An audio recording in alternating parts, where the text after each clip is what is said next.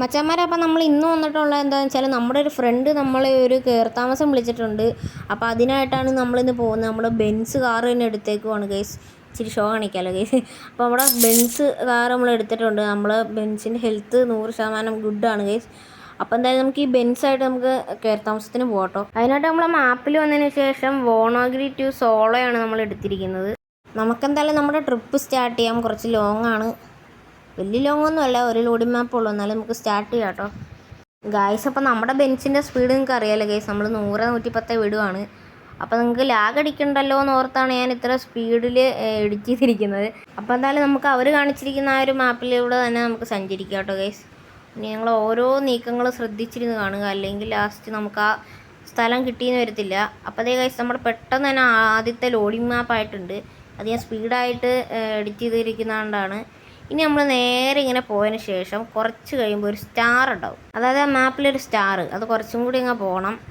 ആ സ്റ്റാർ കഴിഞ്ഞ ഉടനെ തന്നെ നമുക്കൊരു റൈറ്റാണ് എടുക്കാനുള്ളത്. നിങ്ങൾ ശ്രദ്ധിച്ചോണം, നേരെ പോരുത് മാപ്പിൽ കാണിച്ച പോലെ.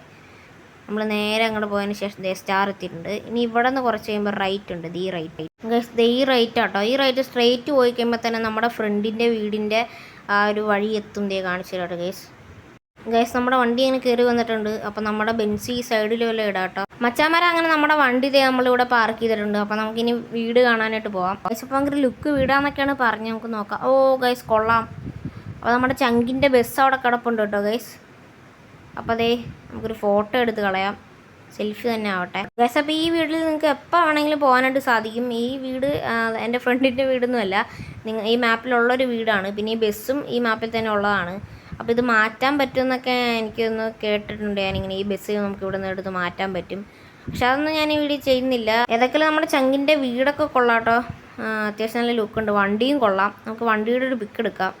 വണ്ടി നല്ല സ്റ്റിക്കറൊക്കെ ഉണ്ട്. അപ്പോൾ ഗൈസ് നമുക്ക് നമ്മുടെ വീടിൻ്റെ ഡോറ് തുറന്നങ്ങ് അകത്തേക്ക് കയറാം കേട്ടോ. അവനവിടെ ഉണ്ടാവും. ഗൈസ് അവൻ ചതിച്ച് ഗൈസ്. ഡോറൊന്നും ഇല്ല ഗൈസ് ഈ വീടിന്. ഇവന് ഏത് വഴി വലിഞ്ഞ് കയറുന്ന വീട്ടിലേക്ക് ഗൈസ്?